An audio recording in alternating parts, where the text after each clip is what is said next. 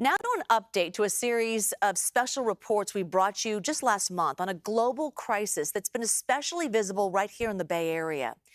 To look for solutions, we recently went to Vancouver, British Columbia. It is a city that has quite famously been hit hard by the opioid crisis. And like San Francisco, fentanyl drove a surge in overdose numbers.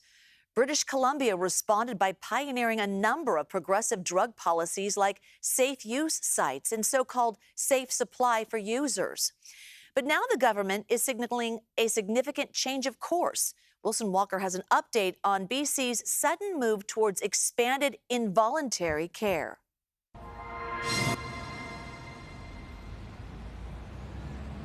As the drugs change, we've seen these impacts get more and more severe. And our response needs to evolve as well. That is David Eby, Premier of British Columbia, announcing a new plan to open what he calls highly secure involuntary care facilities for those with severe drug and mental health issues, and it is a significant change of course. Fentanyl changed the lifestyle. It's wiped out a whole generation. When overdose numbers soared, BC famously leaned into an array of harm reduction strategies: take home naloxone, safe use sites, a regulated safe supply for some users, and advocates for those policies say they are saving lives.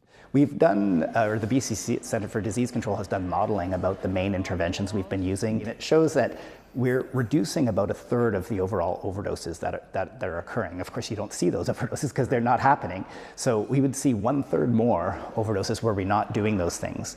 But critics have argued the province leaned too heavily in that direction, and increased drug freedoms did not come with answers for those struggling with severe addiction. Harm reduction is very important, but harm reduction has to include a look at the harms, not only on the individual, but the harms on our community and our province as well. So now a change of course from the top, with hundreds of new beds for involuntary care. We know that the current response that we offer is not adequate. Well, Premier Eby, this is the final day of government before the writ drops here, meaning we're entering a cycle of 28 days of campaigning, and then the election for us here in British Columbia is October 19th.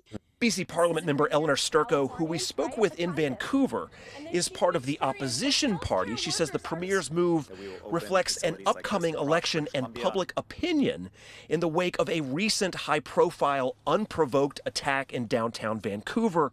And while she disagrees with specifics of the plan, she says there is consensus for change.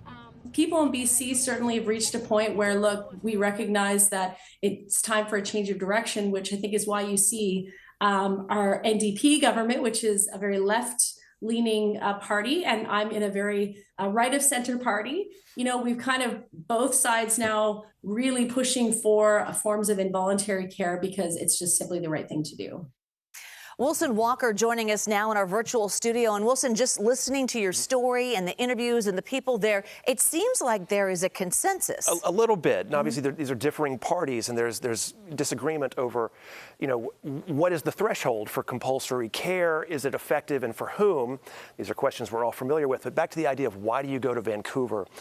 A city with a similar problem that has tried things differently keeps coming back to the same questions that we have here. This is obviously complicated, and up there, they're still charting a new course. Yeah, let's bring it back home now to the Bay Area and specifically the state of California. The governor's working on some bills as we speak. Just today, the governor signed 4 bills that are all associated with these questions. What kind of care do we want to provide for people who maybe have hit the point where they need someone to intervene and get them some help? So worked on in Sacramento as we speak. Yeah, all right, an election coming up and a hot button topic. Okay, thanks so much, Wilson Walker.